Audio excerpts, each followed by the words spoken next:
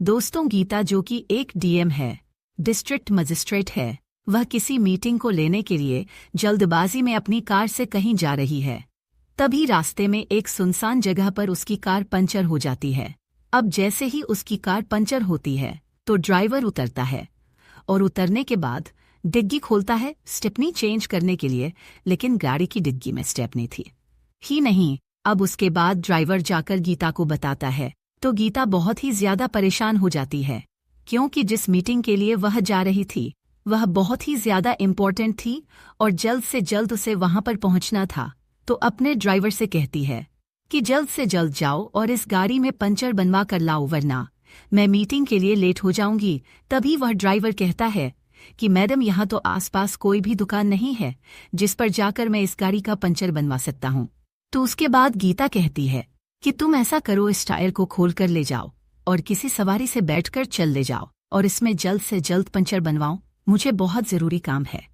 लेकिन तभी ड्राइवर कहता है कि मैडम, मेरे पास एक पंचर वाले का नंबर है और वह उसी जगह पर जहां पर गाड़ी पंचर हुई है वहीं पर आकर पंचर बना देता है। तो इसके बाद गीता कहती है कि वह कैसे, तो वह बताता है कि उसने अपना पंचर का पूरा सामान बाइक के ऊपर सेट कर रखा है और जहां पर भी किसी की कोई गाड़ी ट्रक वगैरह पंचर होते हैं तो वहां पर जाकर वहां उनके गाड़ी और ट्रक में पंचर बना दिया करता है। तो जल्द से जल्द उसे फोन करो और बुलाओ, मुझे मीटिंग के लिए लेट हो रहा है। ड्राइवर उस पंचर वाले के पास फोन करता है। वह पंचर वाला वहां पर आ जाता है, जिसने अपनी एक बाइक पर ही कंप्रेसर और पूरा पंचर का सामान रख रखा था।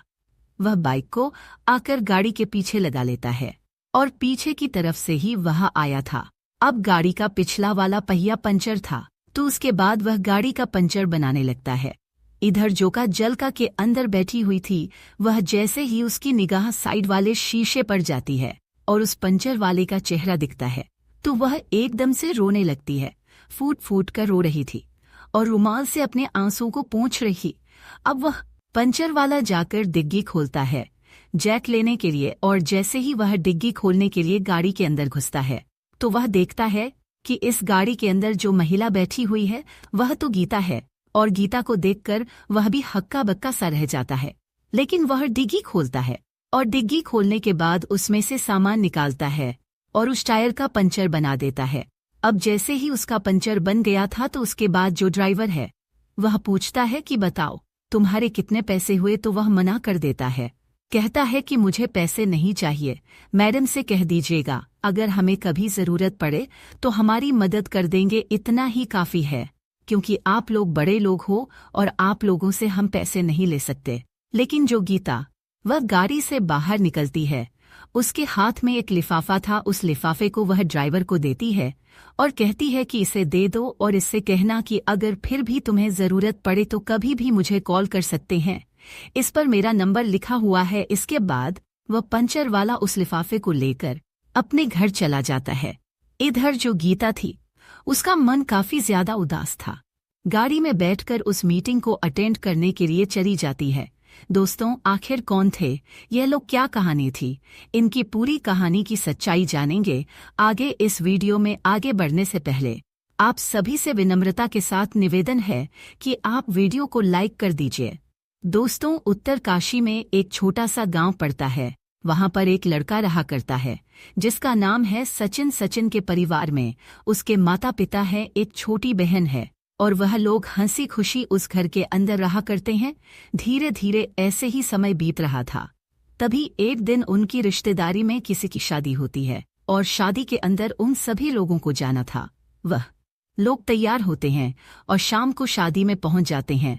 वहां जाकर देखते हैं कि चारों तरफ खुशियों का माहौल है, सभी लोग एक दूसरे के साथ हंस खिलखिला कर बतिया रहे हैं। वहीं पर सचिन भी होता है और सचिन शादी के अंदर एक लड़की को देखता है और उसे देखते ही वह पहली ही नजर में उससे प्यार कर बैठता है।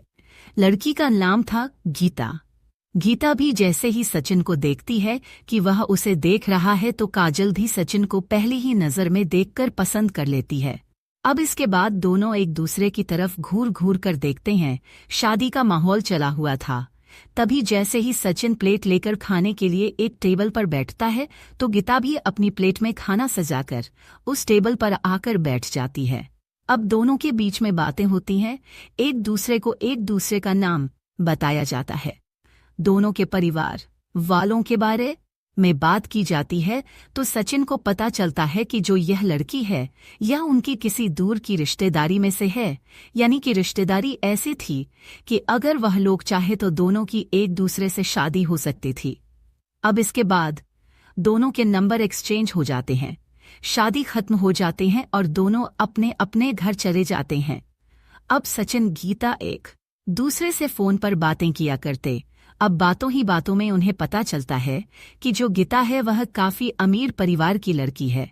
इधर जो सचिन था वह मिडिल क्लास फैमिली से बिलोंग करता था। उनके पास ज्यादा रुपया पैसा तो नहीं था, लेकिन उनका गुजारा अच्छी तरह से हो जाया करता था। धीरे धीरे उनकी बातें चलती रहती हैं और बातों ही बातों में वह दोनों एक दूसरे से बेइंतहा प्यार करने लगते हैं। अब उन दोनों को एक दूसरे से प्यार हो गया था, तो एक दिन गीता फोन पर सचिन से कहती है कि सचिन क्यों ना हम दोनों एक दूसरे से शादी कर ले। तो उसके बाद सचिन कहता है कि तुम तो पैसे वाले लोग हो और हम गरीब आदमी हैं, क्या हमारे घर वाले हमारी शादी को अनुमति देंगे? अब इस बात को सुनकर गीता भी एग्री करती है, कहती है कि हाँ यह बात तो तुम ठीक कर रहे हो, घर वाले इस बात के लिए कभी नहीं मानेंगे कि मैं तुमसे शादी करूं, क्योंकि दोनों का रिश्तेदारी का कांटेक्ट था। तो दोनों को पता था कि जो गीता है वह काफी पैसे वाली है और सचिन एक मिडिल क्लास फैमिली से आता है। तो अब इसके बाद सचिन एक फैसला करता है, वह कहता है कि क्यों ना हम भागकर शादी कर लें। अब इस बात को सुनकर जो गीता है वह भी उसकी बात के लिए राजी हो जाती है और दोनों एक जगह जाकर कोर्ट मैरिज कर लेते हैं। अब उनकी जैसे ही यह बात उनके घर वालों को पता लगती है तो उनके घर वाले पहले तो गुस्सा करते हैं, फिर सोचते हैं कि अभी बात ज्यादा फैली नहीं है तो दोनों की रजामंदी से शादी करा देते हैं और बात यहीं पर संभल जाएगी। ऐसा सोचकर दोनों के घर वाले आपस में बात करते हैं और बात करने के बाद दोनों बच्चों को बुलाया जाता है और दोनों की धूमधाम से शादी कर दी जाती है, यानी कि उन दोनों को प्यार हुआ था। उसके बाद लव मैरिज की थी और फिर अब उनकी अरेंज मैरिज भी हो चुकी थी। अब शादी होने के बाद सचिन और गीता एक घर के अंदर हंसी खुशी रहा करते हैं और जो गीता थी वह पढ़ने लिखने में काफी ज्यादा होशियार थी। वह सचिन से कहती है कि सचिन मैं आगे पढ़ना चाहती हूँ और मैं अपनी पढ़ाई के दम पर किसी बड़ी पोस्ट को हासिल करना चाहती हूँ। तो सचिन कहता है कि यह तो बड़ी अच्छी बात है, लेकिन ज्यादा पढ़ाई को टाइम दोगी तो घर गृहस्थी को कैसे संभालो? उसके बाद गीता कहती है कि यह सब कुछ मैं अपने आप संभाल लूंगी, मैं पढ़ाई करके कुछ बड़े मुकाम को हासिल करना चाहती हूँ। तो सचिन भी इस बात में उसकी सहमति जताता है और गीता वहीं पर रहकर अपनी पढ़ाई को जारी करती है। इधर जो सचिन के घर वाले थे वह भी उसकी पढ़ाई को ज्यादा रोक टोक नहीं किया करते थे, वह भी अपनी बहू को पढ़ने दिया करते थे। धीरे धीरे समय बीतता है और समय के साथ साथ जो गीता है उसको सचिन में बहुत सारी कमियां दिखाई देने लगती हैं। उसके घर में कमियां दिखाई देती हैं, सचिन के अंदर कमियां दिखाई देती हैं। तो इस बात को लेकर वह एक दिन अपनी माँ के पास फोन करती है। इधर उसकी माँ जैसे ही उसकी बात सुनती है तो उसे उल्टा सधा सिखाने लगती है। उल्टा सधा जैसे ही उसको सिखाया जाता है तो गीता सचिन से लड़ाई करने लगती है। अब जैसे ही गीता सचिन से लड़ाई करती है और कहती है तो उसके बीच में उसकी सांस भी पार्ट प्ले करती है और कि बेटी अगर तू पैसे वाले घर की बेटी है तो हमने तुमसे थोड़ी ना कहा था कि तू हमारे बच्चे से शादी कर, तुम पहले ही शादी से मना कर देती। अब तो तुम्हारी शादी हो गई है, अब तुम घर में कमी निकालो या इस लड़के में कमी निकालो, इसका कोई मतलब नहीं बनता। धीरे धीरे टाइम बीतता रहता है और टाइम बीतते उनकी शादी को 2 साल हो जाते हैं और 2 साल बाद उनकी लड़ाई कुछ ज्यादा ही बढ़ गई थी। तभी एक दिन किसी छोटी सी बात को लेकर उन दोनों की लड़ाई होती है और उस लड़ाई को लेकर जो गीता है वह अपने मायके चली जाती है। मायके जाने के बाद वह वहां से तलाक का केस फाइल कर देती है। अब दोनों का तलाक हो जाता है। तलाक होने के बाद गीता अपने घर पर है।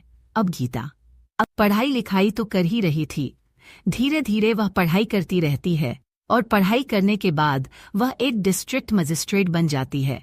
इधर जो सचिन है जैसे ही उसका गीता से तलाक हुआ था तो उसके बाद उसके परिवार में कुछ ठीक नहीं रहने लगा।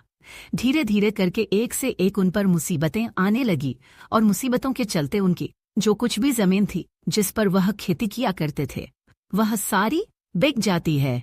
अब जमीन बिक गई थी का गुजारा करने के लिए सचिन को कोई ना कोई काम करना था और काम की तलाश में इधर उधर घूमता फिरता है।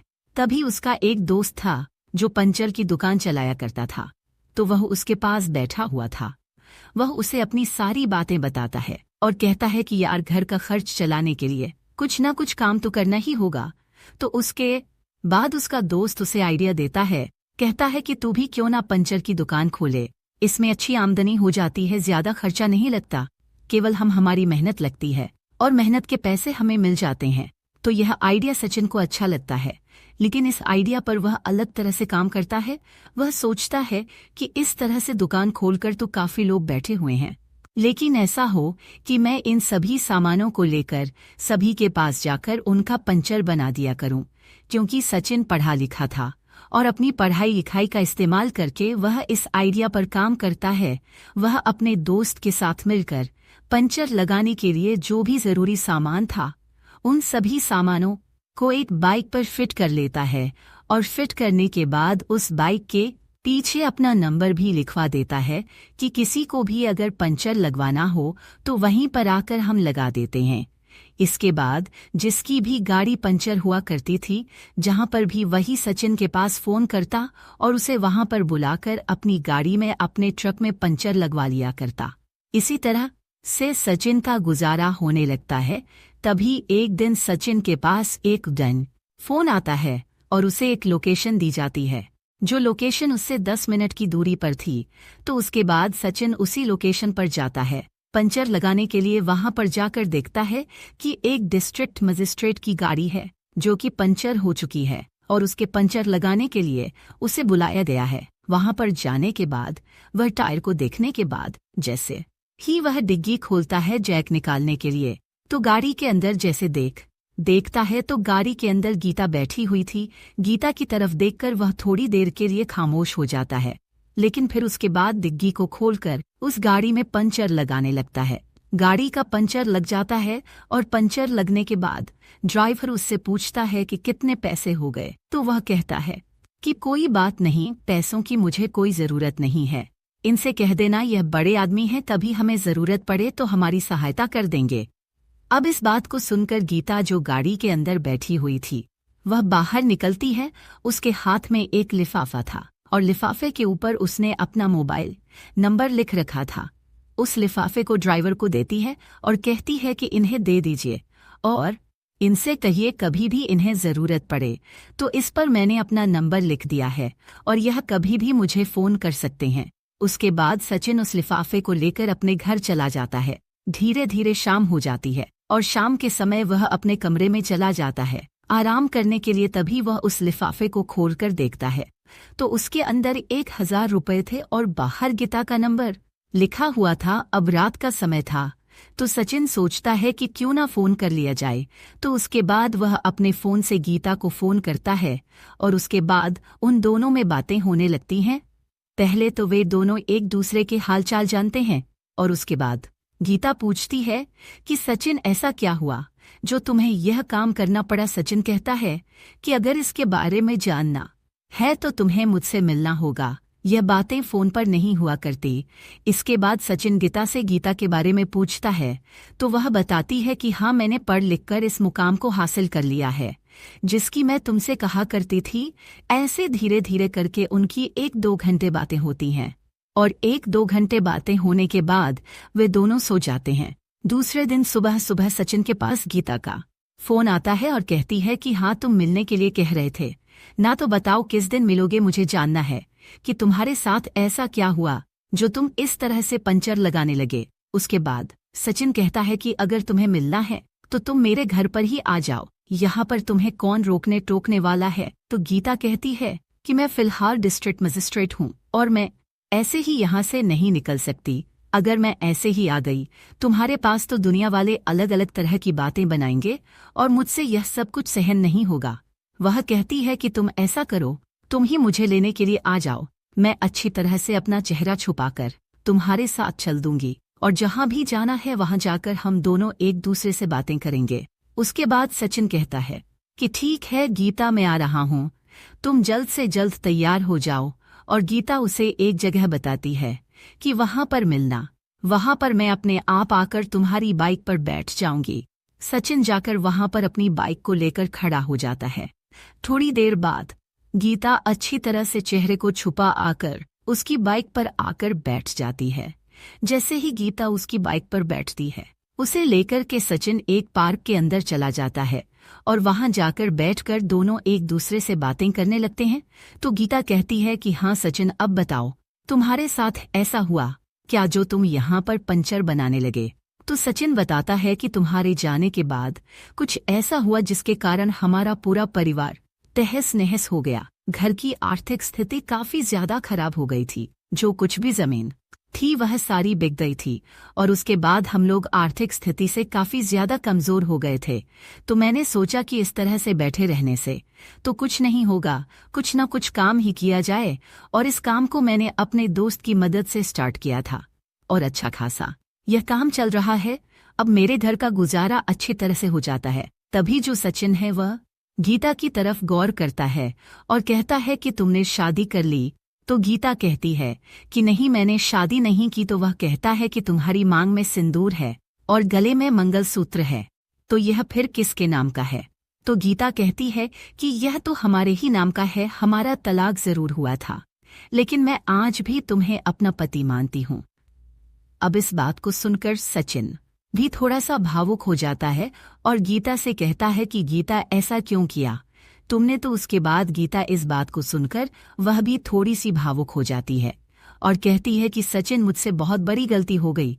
मैं अपनी माँ के सिखा ई बातों में आ गई थी और उसी वजह से मैंने तुम्हें तलाक दिया था। अब इसके बाद सचिन कहता है कि चलो ठीक है, अच्छी बात है, अब तुम डिस्ट्रिक्ट मजिस्ट्रेट बन गई हो, अब तुम्हारा हमारा मुकाबला ही क्या? मैं एक मामूली सा पंचर वाला हूँ और तुम एक डिस्ट्रिक्ट मजिस्ट्रेट हो, तो अब तुम मेरे नाम का मंगलसूत्र और सिंदूर लगाना बेशक से बंद कर दो। हमारे तुम्हारे रास्ते अलग अलग हैं। अब इस बात को सुनकर काजल थोड़ी सी मायूस और उदास हो जाती है, क्योंकि उसे इसकी बातों से लग रहा था कि सचिन ने जैसे दूसरी शादी कर ली हो। लेकिन तभी वह अचानक से सचिन से पूछ बैठती है और कहती है कि सचिन, क्या तुमने दूसरी शादी कर ली? तो उसके बाद सचिन, क्या तुमने दूसरी शादी कर ली? तो उसके बाद सचिन कहता है कि नहीं, तुम्हारे जाने के बाद मैं ऐसे ही करता हूँ और मुझे दूसरी शादी करने का कभी मन ही नहीं हुआ। घर वालों ने कई बार कहा था कि बेटा दूसरी शादी कर ले, जिंदगी बहुत बड़ी है, लेकिन मैंने उनसे मना कर दिया। मैंने कहा कि शादी जिंदगी में एक बार होती है और उसके बाद मैं शादी नहीं करूँगा। अब इस बात को जैसे ही गीता सुनती है तो उसके चेहरे पर एक अलग सी चमक आ जाती है और वह कुछ अलग ही चीजें सोचने लगती है। वह सचिन से कहती है कि सचिन, चलो मुझे कुछ काम है और वहां पर हम लोग जाएंगे। ऐसा कहकर वह सचिन के साथ बैठती है और सचिन से कहती है कि पास में ही एक मंदिर है और मुझे मंदिर में कुछ काम है, वहां पर चलते हैं। तो सचिन को उस मंदिर में ले जाती है और मंदिर में ले जाने के बाद वहां पर सचिन से दोबारा से शादी कर लेती है। कहती है कि सचिन, जो भी मेरी गलतियां हैं उनको माफ करो और इससे आगे ऐसा कुछ नहीं होगा। हम दोनों बड़ी हंसी खुशी एक दूसरे के साथ रहा करेंगे।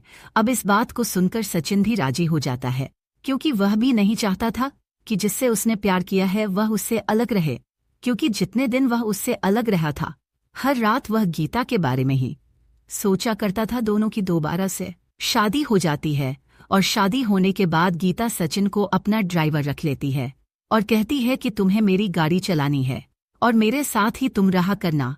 अब गीता जैसे ही अपने ससुराल आती है सचिन के साथ, तो गीता की सास काजल को देखकर बहुत ही ज्यादा खुश हो जाती है, प्रसन्न हो जाती है। और जैसे ही वह सुनती है कि गीता अब डीएम बन चुकी है तो बड़ी ही खुश होती है। वह कहती है कि बेटी, यह तो बड़ा अच्छा हुआ और तूने अच्छा किया जो दोबारा से शादी कर ली, वरना यह तो किसी से शादी करने के लिए तैयार ही नहीं था। इसके बाद वह सभी लोग उस घर के अंदर हंसी खुशी रहा करते हैं।